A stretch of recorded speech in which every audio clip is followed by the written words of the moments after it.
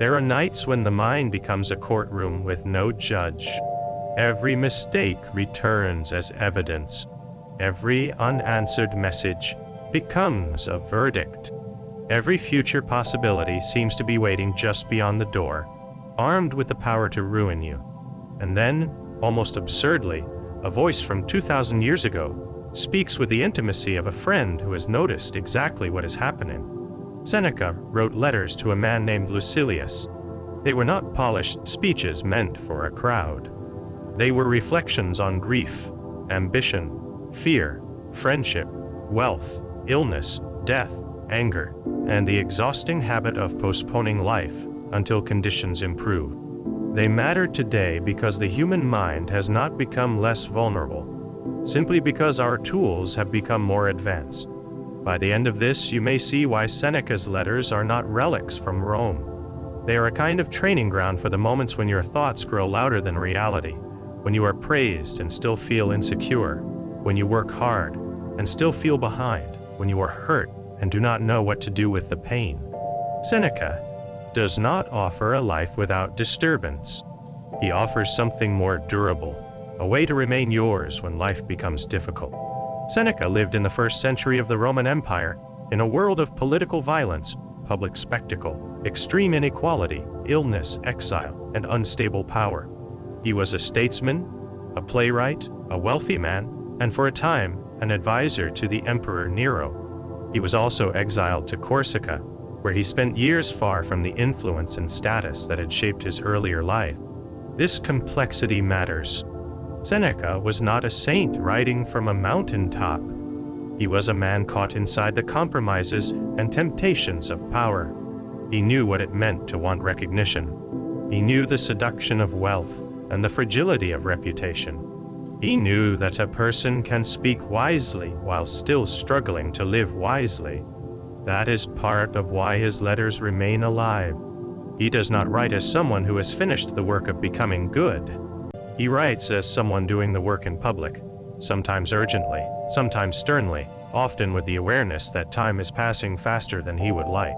His letters do not ask you to admire him from a distance. They ask you to examine your own life. Many people encounter Stoicism at the moment they feel overwhelmed. They are anxious about an uncertain outcome. They have been rejected, insulted, ignored, betrayed, or outperformed. They want a philosophy that will make them unshakable. But this desire can easily turn Stoicism into a fantasy of emotional armor. The fantasy says that strength means never feeling hurt, never needing anyone, never being disappointed, and never admitting fear. Seneca's letters point in a different direction. They do not teach you to become a stone. They teach you to become more truthful about what is happening within you. A Stoic is not someone who feels nothing. A Stoic is someone who learns not to hand over the government of the mind to every first impulse. Fear may arrive. Anger may rise. Grief may bring you to your knees. But there remains a question beneath the feeling. What judgment am I adding to this experience? And what kind of person will I choose to be now? That question is where Seneca begins to become useful. He understood that much of human misery is created twice. First, something happens. Then the mind begins to elaborate. A colleague gives a cold reply. A person you care about becomes distant. You receive criticism at work. You wait for medical results. A decision, an answer, a call. The event itself may be painful or uncertain, but soon the mind races ahead, creating a story of humiliation, abandonment, catastrophe, or permanent failure. Seneca warns repeatedly against suffering in advance. In one of his letters, he observes that we are often more troubled in imagination than in reality. The point is not that danger is unreal. Real losses happen. Bodies fail. Jobs disappear. People leave. The point is that the mind often rehearses pain before it has arrived, then treats rehearsal as wisdom. Think of the hours spent waiting for a message after an interview, a difficult conversation, or a medical appointment. Nothing has yet been decided. But you may already be living through 10 possible disasters. You replay the worst sentence you said. You inspect every silence. You search for signs. You call this preparation, but often it is simply fear trying to make itself feel useful. Seneca would ask you to return to the actual fact. What do you know? What remains uncertain? What action is available now? If none is available, why are you demanding that your mind solve what time has not yet revealed? This is not passive resignation. It is disciplined attention. You can prepare documents, seek advice, have the difficult conversation, make the appointment, save money, apologize, apply again, and act with care. But you cannot force the future to become known before it is known. The attempt to do so steals strength from the present, where your actual life is happening. The Stoic distinction beneath this is simple, though not easy to practice. Some things depend on your judgment, choices, effort, honesty, and conduct. Other things do not fully depend on you. Other people's opinions, the economy, your health, the past, the outcome of a competition, whether someone loves you, whether your work is recognized. Epictetus stated this distinction with unusual clarity at the beginning of his handbook. Some things are up to us, and some are not. Seneca's letters show what it feels like to live that distinction day after day. You may not control whether a manager sees your value. You do control whether you prepare, communicate clearly, keep your commitments, and develop your craft. You may not control whether someone understands your intentions. You do control whether you speak honestly, listen seriously, and refuse to become cruel in response to being misunderstood. That does not guarantee success. Stoicism never promises that virtue will make the world fair. It offers something less glamorous and more reliable. You can preserve your character even when the outcome is not yours to command. This is one reason Seneca matters, especially in an age of constant exposure. You can now receive judgments from hundreds of people before breakfast. Approval has become visible, countable, and addictive. A post performs well, and for a moment you feel real. It performs poorly, and you begin to question your talent, appearance, relevance, even your worth. Seneca knew the ancient version of this hunger. Rome had its crowds, political applause, social status, patronage, and public reputation. He saw how easily a person can become a servant to the gaze of others. In his letters, he urges Lucilius to stop measuring his life by noise. There is a difference between being respected and being applauded. Respect may require patience, sacrifice, and unpopular decisions. Applause often rewards whatever is immediate, flattering, or dramatic. If you train yourself to need applause, you become easy to control. Whoever can give it can also take it away. Consider what happens when you are criticized online, at work, or inside your own family. The first wound is often not the criticism itself. It is the collapse of the image you wanted to maintain. You wanted to be seen as competent, generous, intelligent, calm, or indispensable. Then someone sees you differently, perhaps unfairly, and suddenly you feel exposed. Seneca would not tell you to dismiss all criticism. That would be vanity wearing the mask of strength. Instead, he would ask you to sort it. Is there something true here? If there is, accept it without self-hatred and improve. If there is no truth in it, why grant a false judgment authority over your peace? This requires humility. It is easier to reject criticism entirely, or to let it define you entirely. The harder path is to receive it without surrendering your reason. A free mind can learn from an enemy without becoming obedient to one. Seneca's letters return again and again to freedom, but not the kind that depends on having no obligations, no boss, no bills, no losses, and no one who can disappoint you. That kind of freedom is mostly a fantasy. The freedom he cares about is inner independence. If your mood depends on praise, you are not free. If your sense of worth depends on being richer than someone else, you are not free. If anger can be summoned in you by any insult, you are not free. If you cannot spend a quiet hour alone because you need distraction to escape yourself, you are not free. This is why Seneca can sound severe when he writes about luxury, entertainment, and comfort. He is not arguing that every pleasant thing is corrupt. He enjoyed wealth and understood its conveniences. His concern is dependence. When comfort becomes a requirement rather than a preference, the person who lacks it becomes frightened, resentful, and manipulable. In one famous letter, Seneca describes setting aside days to live with very little food, rough clothing, and humble conditions. The purpose was not theatrical suffering. It was to ask, is this what I feared? He wanted to weaken the terror of losing comfort by meeting a smaller version of discomfort voluntarily. That idea is deeply practical today. You do not need to imitate Roman austerity, but you can notice the small dependencies that quietly rule you. The need to check your phone the moment anxiety rises. The need to buy something when you feel inadequate. The need to keep streaming, scrolling, eating, drinking, or working, because silence might reveal what you have been avoiding. Voluntary discomfort can be a way of reclaiming choice. Leave the phone in another room for an evening. Take a walk without filling every second with sound. Eat simply once in a while, not as punishment, but as a reminder that your peace does not need to be purchased constantly. Do one necessary task when you do not feel like doing it. The value is not in making life miserable. The value is in discovering that you are more capable than your appetites have allowed you to believe. Seneca's concern about time reaches even deeper. Perhaps no theme in the letters from a Stoic feels more modern than his insistence that life is being spent while we are distracted. In his essay on the shortness of life, he argues that people do not receive a short life so much as they squander much of the life they receive. This can sound harsh until you recognize the experience. Days vanish into reaction. You wake up already behind. You answer messages, solve minor problems, consume other people's opinions, carry work into the evening, and collapse into distraction. Then, a month has passed, then a year.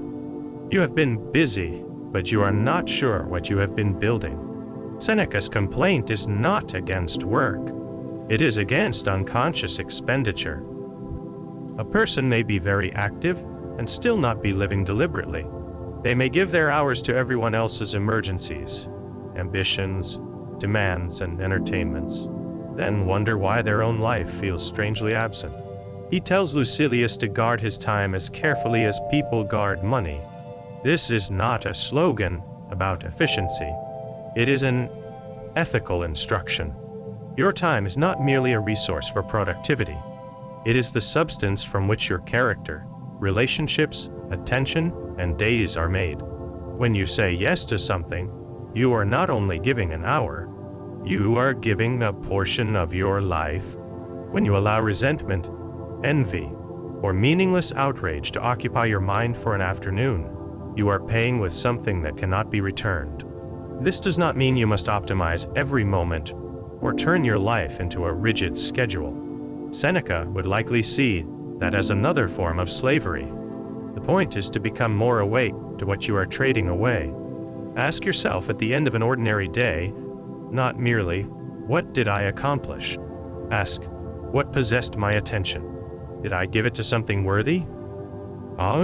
Did I become more patient, more honest, more capable of friendship? Or did I spend it trying to escape the discomfort of being alone with my own mind? Seneca's letters are powerful because they make self-examination feel urgent without making it feel hopeless. He is not interested in guilt for its own sake. He is interested in recovery. The day may have been squandered, but the next choice is still available. You may have been reactive, vain, fearful, or distracted, but you can notice it, and noticing is the beginning of freedom. Seneca himself practiced a version of daily review. He describes examining his day and asking what he had done badly, what he had done well, and what he could improve. This was not an invitation to punish himself. It was closer to a physician examining a patient. The purpose was to identify the disorder clearly enough to treat it. That practice can be especially valuable when your emotions are strong. Suppose you lose your temper with someone you love. In the moment, anger feels like clarity. It tells you that you are justified. that the other person deserves the force of your reaction, that your sharpness is honesty. But later, when the heat fades, you may see something different. Perhaps the issue was real, but your response was inflated by exhaustion, pride, old resentment, or fear of not being respected. Seneca wrote an entire work on anger because he considered it one of the most destructive passions. He did not deny that injustice exists. He denied that rage is a dependable guide to justice. Anger promises power. Often, it hands power away. The person who can provoke you at will has gained access to your mind. The person who makes you speak in ways you later regret has, for that moment, directed your character. Seneca's remedy is not to become weak or silent in the face of wrongdoing. There are moments when you must set boundaries, confront deception, leave harmful environments, report abuse, defend another person, or refuse cooperation with injustice. Stoicism does not require you to tolerate what is wrong, but action is stronger when it does not emerge from blind fury. You can speak firmly without trying to wound. You can leave without needing revenge. You can seek accountability without feeding on hatred. You can say, "This cannot continue," while remaining in command of your own voice. This matters in relationships because the people closest to us often have the greatest power to disturb us. A stranger's insult may sting for an hour. A dismissive remark from a parent, partner, sibling, or friend can reopen an old wound in seconds. Seneca's letters do not offer a trick for becoming invulnerable to this. They ask for something more mature. You must distinguish between what another person has done and the story you are building about what it means. Someone's distance may be cruelty, but it may also be confusion, fear, distraction, or a private struggle you cannot see. Their behavior still requires an answer, but your answer becomes wiser when you do not claim certainty too quickly.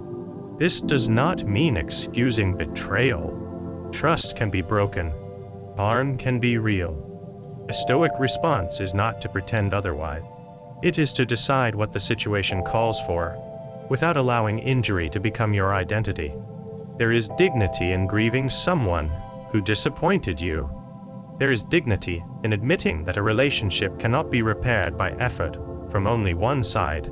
There is dignity in walking away without turning every memory into poison. Seneca wrote often about friendship, and he valued it deeply.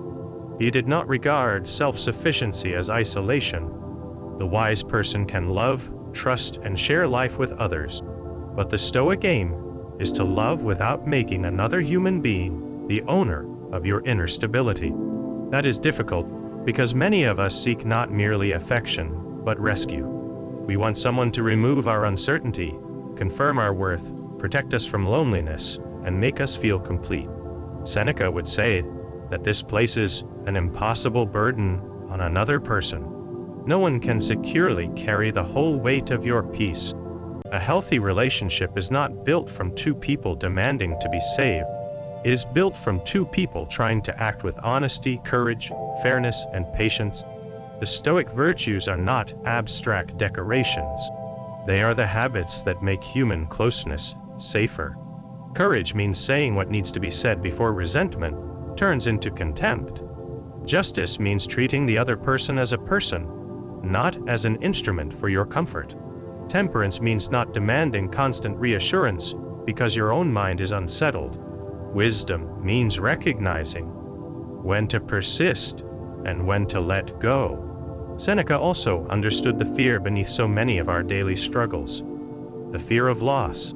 We fear losing a job, health, beauty, relevance, money, youth, status, people we love, and eventually life itself.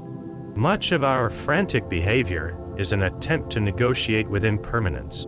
We keep more than we need because we fear poverty. We seek attention because we fear being forgotten. We control and overwork because we fear uncertainty. We avoid difficult conversations because we fear losing approval. We postpone joy because we fear that if we relax, something will be taken from us. Seneca does not ask us to deny that loss is painful. When he writes about death, he can seem bracing, But he is not casually dismissing grief. He is trying to correct a basic error, the belief that we own what time has merely entrusted to us. Your health, your possessions, your career, your reputation, and even the people you love are not secured by your anxiety. They are present now, but they are not guaranteed. This is not a reason to love them less. It is a reason to love them more consciously. When you understand that a moment is not yours forever, you stop treating it as background scenery. You listen more carefully. You stop delaying the apology. You call the person you keep meaning to call. You notice the ordinary meal, the familiar room, the hand in yours, the body that still carries you through the day. Seneca's confrontation with mortality is meant to make life more vivid. Death is not only an event at the end. The awareness of death is a measure against which triviality becomes visible. It asks whether the quarrel you are nursing, the approval you are chasing, the resentment you are feeding, deserves another day of your life. Marcus Aurelius, writing later in another form of Stoic self-examination, repeatedly reminded himself that he could leave life at any moment. The purpose was not to become morbid. It was to bring his attention back to the quality of the action in front of him. If time is finite, then character cannot remain a future project forever. Seneca's letters carry the same pressure. Do not wait to become calm when the schedule clears. Do not wait to become generous when you have more. Do not wait to become disciplined when you finally feel motivated. You are becoming something now, through the habits you repeat under ordinary conditions. This is where Seneca's relevance becomes almost uncomfortable. Modern life offers endless ways to postpone inner work. You can tell yourself that once you have the right job, relationship, body, income, home, audience, or level of certainty, you will finally have peace. But if you do not learn how to relate wisely to desire, fear, and judgment now, you will carry the same unrest into every improved circumstance. The new job will bring new anxieties. The new relationship will awaken old insecurity. More money will enlarge some choices, but may also enlarge your appetite. Recognition will create a new fear of losing recognition. Seneca saw wealth as a test, not a guarantee. He did not praise poverty as though deprivation were inherently noble. He knew poverty can be harsh, but he insisted that wealth should be possessed rather than possess the person who has it. This is a subtle distinction. You may pursue success, build a business, seek financial security, and enjoy comfort. Stoicism does not require you to romanticize failure, but ask whether your ambition serves a worthy life or whether it has become a machine that consumes one. If your work makes you more dishonest, more absent, more contemptuous, more dependent on status, then the cost may be larger than the reward. If success requires you to betray your values, it is not success in the Stoic sense. Seneca's measure is not simply what you gain. It is what you become while gaining it. That question can clarify difficult decisions. Perhaps you are considering a promotion that would demand more money but less integrity. Perhaps you are staying in a social circle that rewards you for becoming someone you do not respect. Perhaps you are tempted to answer an insult with an insult because it would feel satisfying for 10 minutes. Pause and ask, what part of me is this choice strengthening? Is it courage, justice, moderation, and wisdom? Or is it vanity, fear, greed, and resentment? The answer will not always be easy. Stoicism is not a collection of simple rules. It is a commitment to moral perception. It asks you to see the situation as clearly as you can, then act in a way that remains worthy of you. Seneca's style is especially helpful here because he does not offer philosophy as a performance of intelligence. He writes with immediacy. He returns to familiar failures because familiar failures are where life is lived. He knows that people do not usually collapse because they have never heard a wise principle. They collapse because they forget it when tired, tempted, embarrassed, lonely, or afraid. That is why letters matter. A letter can return. You can reread it when your mind has become crowded. You can meet the same sentence years later and hear something different because you have become a different person. Seneca's letters have survived because they are not merely answers. They are reminders. They remind you that your peace is not located in the behavior of everyone around you. They remind you that you are allowed to prepare without panicking. They remind you that being criticized does not automatically mean being diminished. They remind you that time is not waiting for you to become ready.